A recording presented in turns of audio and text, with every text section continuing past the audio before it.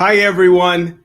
This is Jose Velasquez from Higher Military, and I am so excited today to bring you an amazing program and encourage you to comment and participate in it as well. So this segment is sponsored by American Corporate Partners. ACP's free mentoring program connects veterans, active duty, and military spouses with leading industry corporate professionals for customized mentorships, as they like to call it. Find your next career with ACP. So today I'd like to introduce you to two amazing women who have wonderful stories that I'm really looking forward to sharing with you. So first is our mentor, Dana Gray. She's a regional sales manager for Gatorade. So if you've ever enjoyed the drink, like most of us have, we're really looking forward to talking to her. She's a busy executive, of course, but she has been in many industries and has worked her way from the very bottom to the very top. And so we're really excited to have you on, Dana. Thank you so much for your time. Thank you. In addition to that, our protege is Sarah Hobson. So Sarah is Air Force, a former Air Force member, active duty. What's interesting with her is she was also Air Guard. And as of a few days ago, she's somewhat jobless. Well, she's a student. And so we're really looking forward to having a full conversation with her as well. Sarah, welcome to the show. Thank you so much for having me. I appreciate it. So real quick, I'd just like to encourage all of our viewers to share their comments in the comments section. We'll definitely get to them. In addition to that, we've got members of the ACP team here who can share programmatic specifics with you about both becoming a mentor or a protege to the program. So we'll definitely have that discussion in the comment section. And trust me, if one of you has an answer for another one of you, please jump in and answer. I mean, this is a community. And of course, Dana and Sarah are here, and we'll pop up some questions as we go. So first of all, Sarah, let's start with you. Tell us a little bit more about, oh, by the way, before I move into the questions, I wanted to share. So Dana and Sarah were not mentor and protege to each other. Both of them were mentor and protege to someone else, but that actually makes it really interesting because we can have a full discussion of their individual experiences. So that's going to be really good. So, but Sarah, let's start with you. Tell us a little bit more about your transition. Obviously, you went from active duty to National Guard, and then you've decided to leave the Guard and move into, I guess, full-time being a student. Tell us a little bit more about that.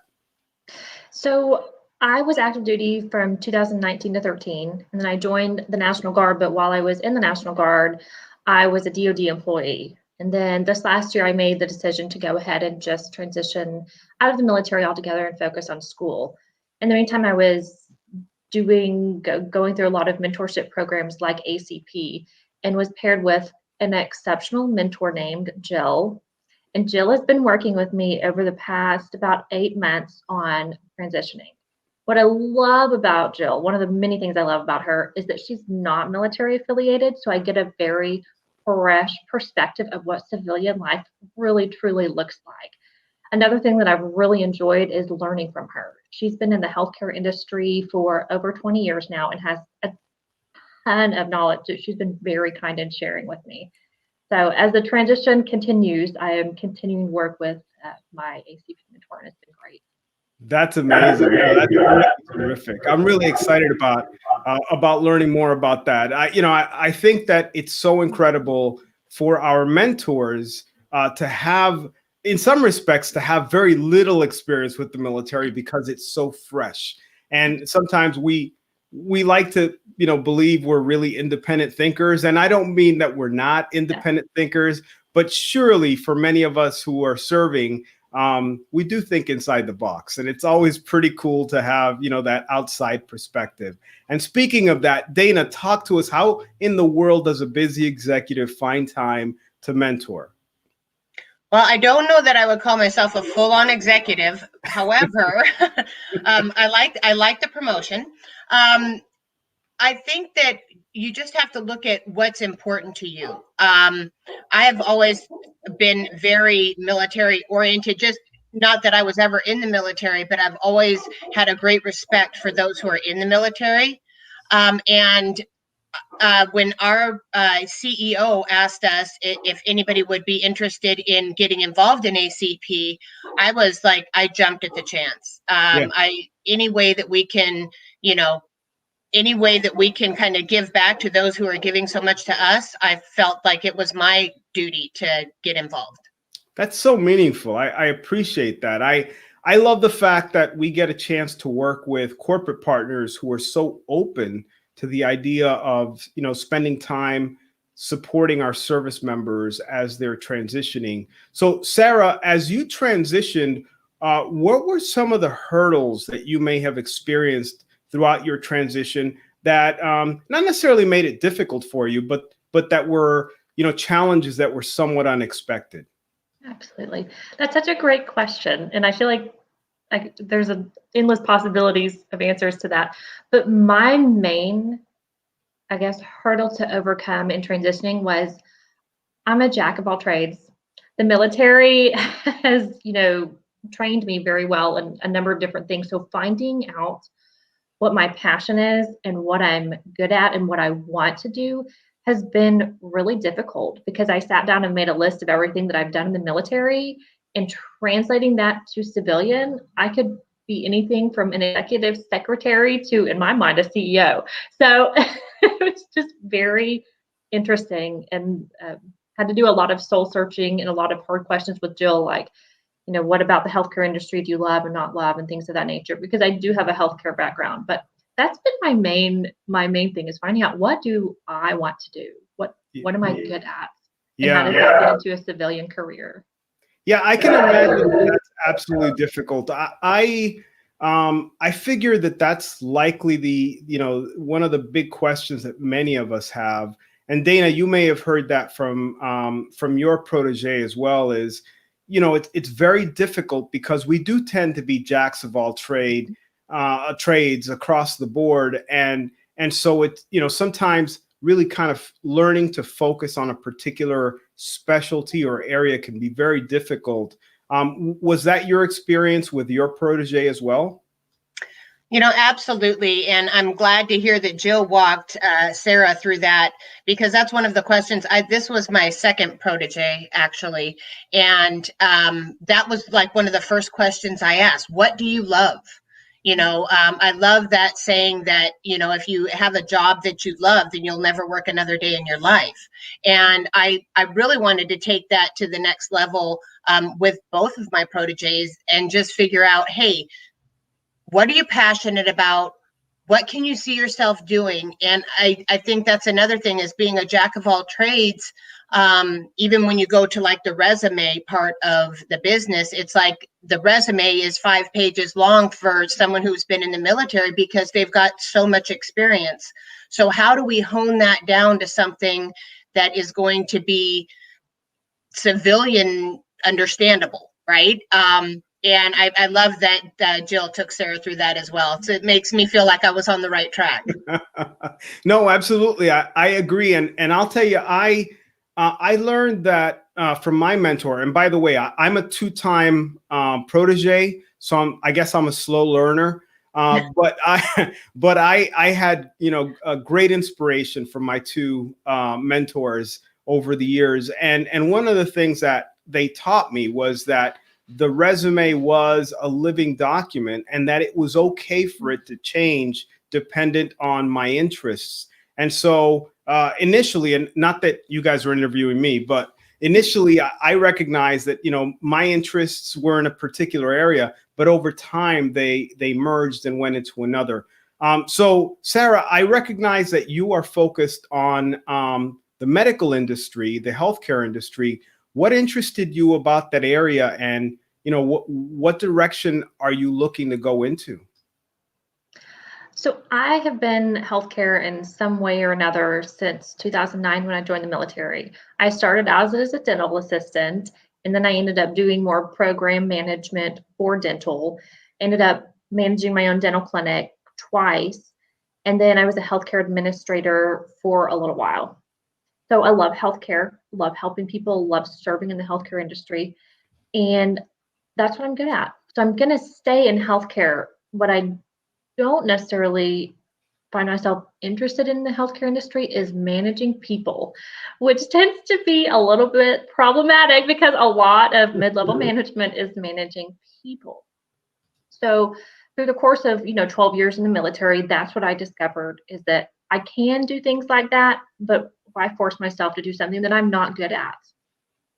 No, absolutely. Absolutely. And you know what? I really appreciate the fact that you are doing something that you did in the service, but in addition to that, recognizing the areas that you don't like. One of the things that I invite people to do when we're having a conversation, not that I'm an expert in any way, but I surely recognize that we may or may not love everything about what we did. And if there are particular areas that we didn't like doing, even if we were really good at them, maybe we shouldn't do them any longer. And I love what Dana said. Find something that that you love, and you won't ever have to work a day in your life. So, Dana, I have to ask. Obviously, you're a great success, and in your company, and so is that something that motivates you? Is doing something that you love around people that you love? Is that something that keeps you going? Yeah, I think that my dad taught me that saying when I was quite young, and I've always done things that were kind of outside of the box for me. This being Women's History Month, I've traditionally had jobs that were, quote unquote male jobs. I was a milkman. I hung drywall. I mean, I've done a number of things, but I've always been very passionate about what I did. And with PepsiCo, when I started with PepsiCo, I went in like at the lower sales level, and I just loved working with people. I loved fixing their problems, and I really liked being able to see what accomplishments I made personally. Not that I needed accolades for them, but it was just a personal pride thing that I wanted to make sure that whatever I did, I was the best at it. Yeah. And I see a lot of that in the military. I see my daughter is actually in the United States Coast Guard. And I just see a lot of that kind of, call it pride of ownership, that folks take pride in what they do.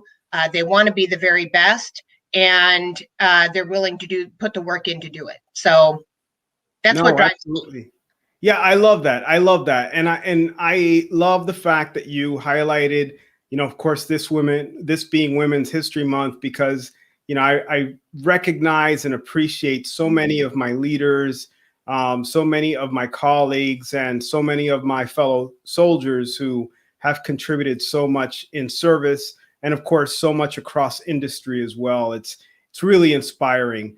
So we've got a lot of questions coming in. Some are programmatic, so I invite you to continue to ask those questions. Again, we've got members of the ACP team, and someone asked what ACP stood for. They came in a little late. It's American Corporate Sponsors, and they have a free mentoring program. And Sarah was a part of that as a protege, and Dana was a part of that as a mentor. So Sarah, tell me a little bit more about your relationship with your mentor. And, obviously you worked across an entire year. My experience was that I really connected with my mentor and befriended her. And I guess the year kind of came and went, and I maintained a professional relationship with her because she was so meaningful to me. I don't know if that's a similar experience to you. Absolutely. I hope Jill is my mentor forever. And I told her that. I was like, you are a gem. One of the things that I really love about ACP is that they did an excellent job in matching me with a mentor that has over 20 years experience in the healthcare industry, civilian, in Texas. So she knows a little bit of the culture, right? And just very honest and open. So Millie Donnelly is the ACP health individual who paired us together, and she did a great job. So all that said, Jill is fantastic. We have gone over everything and anything you can possibly think of, from resume writing to using the STAR interview method to salary negotiations to what do I want to do. And I even asked her a lot of really difficult questions like, you know, if you were in my situation, what would you do? And just really got a very mature response, which is what I needed. Another thing that I really value about Jill is that she doesn't sugarcoat things. She's very direct. She gave me homework and she said, next time I want this and this and this done. And I love that. I love having homework because that means I am engaging in this process too. And I have results in, you know, the next 2 weeks to go present to her and be like, hey, look what I did.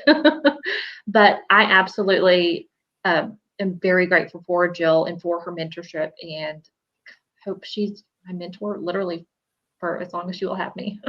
That's awesome. That's awesome. So Dana, let me ask you, I recognize that for us in the service, of course, you know, we get paid what our rank is and how many years, you know, our pay is, you know, public record. So, you know, I make what everyone else makes around me at the same years of service, at the same rank. And when we get promoted, we know what our pay is going to be. I know salary negotiations are something that we are likely uncomfortable with. Some people might be more comfortable than others, but I surely wasn't. You know, things like salary negotiations, things like writing resumes and changing our language to civilian speak are areas that may be common to our mentors in helping us. Were there particular areas that for both of your proteges you really kind of focused on that that you found that, you know, are relatively common to us service members? Yeah, I would take that right back to the resume. I actually elicited the help of a very good friend of mine who is a corporate headhunter. Because again, we all have our own strengths. That's not one of mine. I mean, she knows what all of these large corporations are looking for. So I reached out to her and I brought my protege's resume to her, and we met with my protege, and she went over all the, you know, the reasons why all of your experience does not need to be in that resume. What needs to be there is those bullets that start the conversation. I think that was really key. And I just think that I'll have to put this little, you know, tidbit in there, is that I learned just as much from my protege that both of my proteges learned from me. I mean, I learned something in each one of the experiences. And I think that as long as you're open to, as long as a mentor, you don't go in thinking you're going to solve every problem or every, you know, little thing that this person has in the civilian world, as long as you're open and you look to figure out what you can learn from them, it's a great partnership. I would call it just that, a partnership versus, you know, anything else. That's awesome. I agree with you. I mean, I think that there is just so much that goes into that relationship, and there is a lot of give and take. And Mm-hmm. and I've learned ACP really focuses on finding people that are, you know, and I joke, I say this every week, that they have like a magic gremlin. They have a special AI software program that focuses and finds the right mentor for the right protege, because, you know, not everyone is focused on becoming the CEO of a corporation. Some people want to turn wrenches. Some people want to drive trucks. Some people, you know, are passionate about mechanics or engineering or any one of these 1,000 areas. And so, you know, so I just find that there is great quality in that. But I find as well that many of the mentors, they use their network of people. I don't know if Sarah had this experience, and I'm going to ask you, Sarah. You know, my mentor spent a lot of time. She didn't have all the answers, and Dana really, you know, made me think about this. Is she didn't have all the answers, but she knew someone who did in her company, and so she would find someone for me to talk to almost every week, and I gained so much from that. Was that your experience? Did your mentor kind of point you toward other people and just open your network up a little bit? So a lot of my network, as far as like resume writing and LinkedIn and things of that nature, had already been built. I really went to Jill for that civilian input. She did distribute my resume to a number of people, but as far as those other key components of transitioning, I already had the foundation for it. I just needed a little something extra, which was a perspective from someone not in San Antonio, because we have our language that we speak and our cliques that we kind of go to. So she provided that for me, which is really all I was looking for. Had I asked for additional resources, I'm sure she would have given them to me. Yeah, no, absolutely. That's terrific. And I, I find that it's really important for mentors and really and proteges to recognize each other's needs and really provide those for each other. So while you're on the screen, let me ask you this. Obviously, networking is important. And in the digital landscape of this last year, I have to assume that networking changed likely from personal to digital for you. You talked about LinkedIn and you talked about kind of the professional networks. How important has digital networking been for you? Imperative. I had built all of these relationships on seeing people in person. There's a number of different organizations around San Antonio that held events that I would go to. And I didn't hang out with these people on a regular basis outside of these events, but those connections and the network that I had worked so hard to build was critical in maintenance. It requires maintenance. It requires work. It requires reaching out to someone on LinkedIn that you met at LinkedIn Mill City or something like that and saying, hey, remember me? You and I talked about such and such, and it jogs their memory. So gosh, maintaining that network has been very important. And the only way to really do it lately, since I guess about a year ago, has been through email and phone calls and things of that nature. So imperative, absolutely. Yeah. No, absolutely. Absolutely. So, Dana, for you, I'd ask a similar question, but in a different way. I recognize that you're already established in a company. So I think a lot of people tend to believe who are transitioning from the military that there comes a day when you've networked enough and you're good. Is that the case, or do you continue to maintain those digital connections and personal connections and build your network?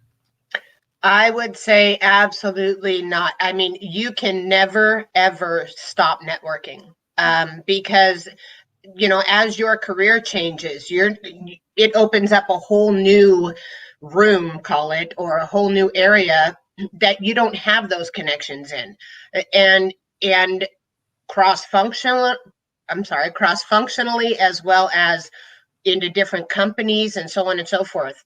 I think it's vital for everybody to make sure that they continue to network. If you're interested in in something, start reaching out to different people and building your network in your interest. And this can go into not only business, but into your personal life. I think networking is a large part of what all of us do every day. And especially now, like we're all in a virtual world, just being able to connect. I think that also on that strain, being able to connect face to face like we're doing right now, but also connecting off of the camera screen and jumping on a phone call and having that connection. Yeah. I think it's important also to remember that there's no inflection in email. So you may be saying something and people might not understand exactly your tone. So it's important to make sure that you continue to connect as personally as possible in these times. Yeah, no, absolutely. I love that you talked about that, because you're absolutely right. I mean, these are very two-dimensional platforms, and we do have to recognize that there has to be a combination between just the two-dimensional platform and the connectivity and warmth of a voice, even if it's over a phone. So that is absolutely important. And of course, we use some of these, social platforms as well that we connect with, the Zooms and the Microsoft Teams and a million other, similar programs, that we can connect with right now. And of course, socially distant events as well. But okay, so let me ask you, Sarah, what is on the horizon? I know you said you're a student, you've gone back to school, you've done everything, DOD, active duty, National Guard. What is in the future for Sarah? So I am loosely looking for employment. It would definitely have to be a good culture fit and something that I'm interested in doing and passionate about. So networking, continue to network and build my network is definitely on my homework list for this week in addition to schoolwork. So looking for that, continuing to network, continuing to work on things that I've already worked on. You can never work on a resume too much. You can never work on your interview skills too much. There's, practice, practice, practice. So that's what I've been doing. And that's what I plan on continuing to do, is just work on what I need to work on in order to find that dream job. Well, I heard PepsiCo is hiring, at least looking for great talent. So this is terrific. So, so Dana, similar question to you. I mean, obviously, you are, well regarded in your company, and you likely know, the continued road ahead. But for your experience, you've already had a couple of proteges under you. Are you still open, and would you recommend to other members who might be in our comment section who have the ability and the time to mentor to do so? Well, first, I would like to say I've had a couple of proteges beside me. And then, I think that ACP is an amazing program. I feel like, and I've told Andrea Bryant, I would love to continue with ACP as long as they'll have me. I think that, again, I feel like I'm not only giving back, but I'm getting something in return. I'm gaining knowledge. I'm building my network, and I'm in it for the long haul. I think anybody who could get involved, it's an amazing program. Yeah. So ACP, I know you guys are in the comments section. I'd like to have Dana, if I can have one more mentor.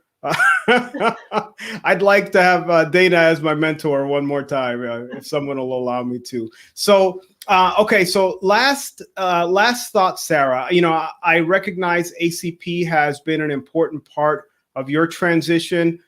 Maybe your recommendation, your seal of approval on the program, and maybe your thoughts, your final thoughts on transition as well.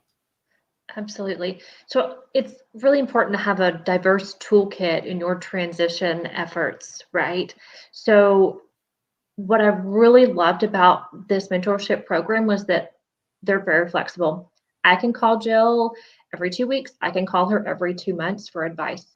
Something new pops up and I send her a text and I'm like, hey, can I talk to you about this and this? And a couple hours later, she's like, I'm on it. Like, let's talk. So I love the flexibility of the program. I love that, at the beginning, I was paired with a mentor who was not in the career field that I wanted. So ACP was fantastic in getting me paired up with a mentor that had a healthcare background. So the program and the people that I've worked with through this program have been exceptionally kind and understanding of the struggle of transitioning veterans, and just really wonderful. So I think it would be a great asset to add to pretty much anyone's, like I said, transitioning toolkit. I appreciate that. I think that's terrific, and I couldn't agree more. I think that they're really, a great tool as you're transitioning in your tool set, because there are many others, but ACP is absolutely one of those important ones. Dana, any last thoughts as we complete our interview? No, I really appreciate ACP for what I've received through this program, and then for calling me back for a second round. I mean, it was like I got called up to the bigs or something like that. I was so excited. So no, just a huge shout out to ACP and Andrea. Just a phenomenal job, and like I said, I would love to be involved for many years to come. Yeah, I appreciate that, and I appreciate both of you. I know you're incredibly busy. And I encourage all of our folks in the comments section and those viewing to go ahead and go to acp-usa.org. It's scrolling across the bottom. And I invite you to sign up. I mean, it's free. You sign up and they pair you with an amazing mentor like Dana and Jill, who Sarah had, and and you get a chance to interact, engage, and gain so much from them. Ladies, thank you both for your time. I very much appreciate it. And again, we'll be back on next week with another edition of this program in support of ACP, which provides mentors in executive roles, but also in the appropriate roles for the jobs that you're most interested in. And that's what matters most. Thanks to everyone listening. And please feel free to continue to ask questions in the comment section. There are people there who are answering your questions, and will continue to do so after the show is done. Take care, everybody.